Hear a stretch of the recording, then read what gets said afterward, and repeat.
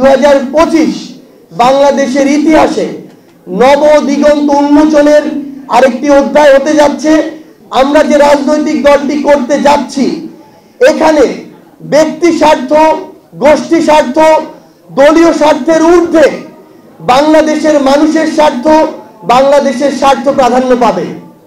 যেখানে জাতির আশা আকাঙ্ক্ষার প্রতিফলন হওয়ার কথা, সেই জায়গাটিকে স্বৈরাচারের উৎপাদন ক্ষেত্র বানিয়ে রাখা হয়েছিল। তাই আমরা বাংলাদেশের ছাত্র জনতাকে সামনে রেখে, ওই জাতীয় সংসদকে সামনে রেখে আগামীর বাংলাদেশে নতুন যে রাজনৈতিক দলটি হতে যাচ্ছে, সেই রাজনৈতিক দলের আত্মপ্রকাশ করতে যাচ্ছি।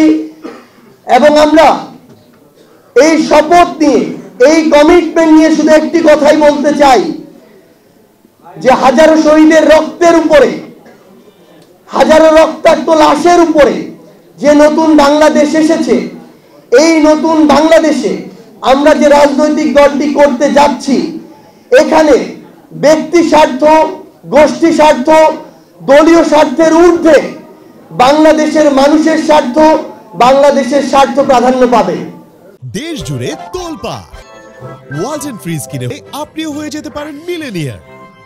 আমাদের সেই দল আত্মপ্রকাশের যে আমাদের প্রোগ্রামটি, সেখানে আমরা আমাদের জায়গা থেকে বাংলাদেশের রাজনৈতিক অঙ্গনে যত দল রয়েছে তাদের নেতৃবৃন্দ থেকে শুরু করে আমাদের এই অভ্যুত্থানের যারা শহীদ পরিবার, আহত যোদ্ধা রয়েছে এবং দেশি বিদেশি যারা কূটনৈতিক বৃন্দ রয়েছে, এবং বিগত 16 বছর শুধু নয়, যুগের পর যুগ ধরে নির্যাতিত যারা যোদ্ধা রয়েছে, যারা এই অভ্যুত্থানের প্রেক্ষাপট তৈরি করেছে এবং